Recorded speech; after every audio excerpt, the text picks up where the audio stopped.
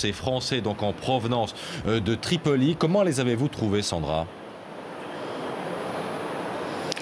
Eh bien, ils avaient les traits marqués, même si ils nous ont dit ne pas s'être sentis personnellement en danger car nous n'étions pas visés. Nous ont-ils dit, les témoignages diffèrent évidemment d'une personne à l'autre. Il y a ceux qui sont restés cloîtrés chez eux dans des quartiers résidentiels et qui n'ont rien vu, rien entendu. Il y a ceux qui étaient dans le centre-ville et qui ont entendu des coups de feu. Il y a également cet employé de chez Total qui nous disait que la situation était calme le matin dans Tripoli, mais que les combats faisaient rage la nuit. Il a traversé avant-hier le centre-ville en taxi et il a vu des postes de police saccagés, parfois en flammes. En revanche, quand on leur a demandé s'il y avait eu des bombardements, ces bombardements d'avions sur les civils, eh bien, tous nous ont dit qu'ils n'en avaient pas été témoins. Des rapatriés tout de même soulagés de rentrer. Écoutez leur témoignage recueilli par David Bouteiller.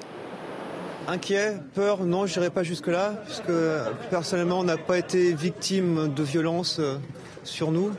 Mais oui, inquiet de ce qui pourrait se passer, vu ce qui se racontait et ce qu'on entendait notamment sur les journaux ou ce qu'on lisait sur Internet. Et la France n'est pas la seule à organiser ce rapatriement. Le Portugal et l'Autriche ont fait de même.